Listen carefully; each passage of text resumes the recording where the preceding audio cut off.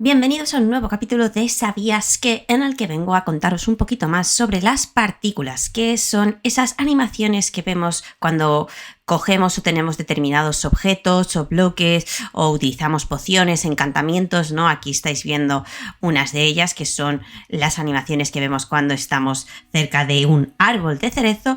Y lo primero que tenemos que tener claro es que no siempre las vamos a ver, va a depender de nuestros ajustes del juego.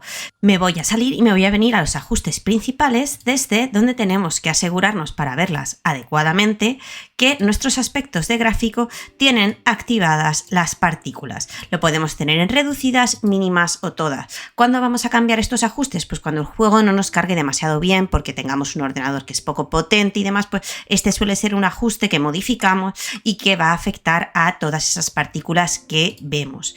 Esto en Minecraft Java, pero en Bedrock Education también lo podemos modificar y lo tendríamos que modificar para ver todas las partículas si al iniciar el juego le hemos pedido o el juego por sí solo ha detectado que nuestro dispositivo no es lo suficientemente potente para cargar las partículas. Y de la misma manera, pues aquí lo vamos a encontrar también en ajustes, en vídeo. Todo lo llamativo, renderizar, todo esto va a afectar a que veamos o no esas partículas, todo lo bien que se pueden llegar a ver.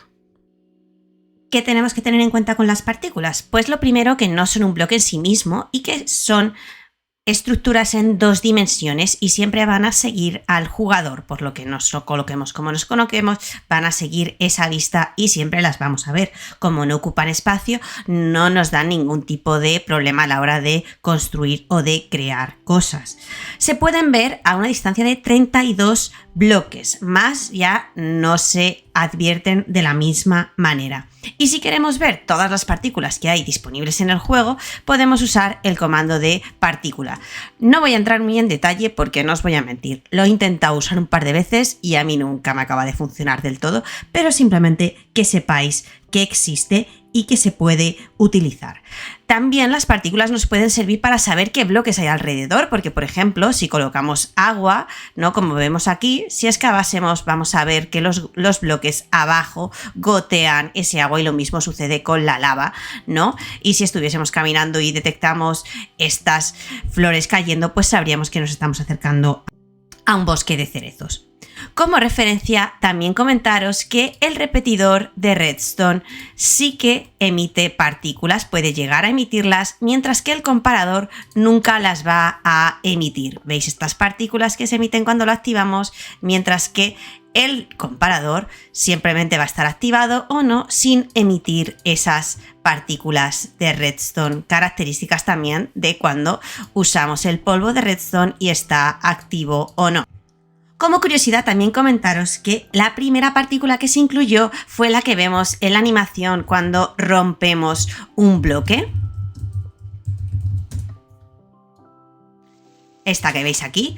Y la última que se añadió son todas las referentes a los cerezos, pero segundo que con la próxima actualización veremos todavía más nuevas partículas añadidas al juego. Incluso hay algún youtuber que se ha propuesto colocar en un mismo bloque todos los objetos y todos los bloques que generan partículas para ver si se veían a la vez y ya os digo que el resultado es que se ven bastante. Eso sí, queda un pelín saturada la visión, pero que sepáis que se puede llegar a hacer. Y como no, por supuesto, todas las partículas se pueden modificar utilizando packs de recursos. También los bloques nota, por supuesto, emiten partículas cuando los golpeamos. Esta nota es una partícula que va cambiando de color entre todas las variaciones diferentes de colores que podemos encontrar dentro de las partículas en Minecraft. Eso sí, en Bedrock sí que hay algunos efectos que en Java tienen bastantes colores como los de las pociones, pero en Bedrock no, porque no han podido llegar a configurarlo con el mismo nivel de detalle.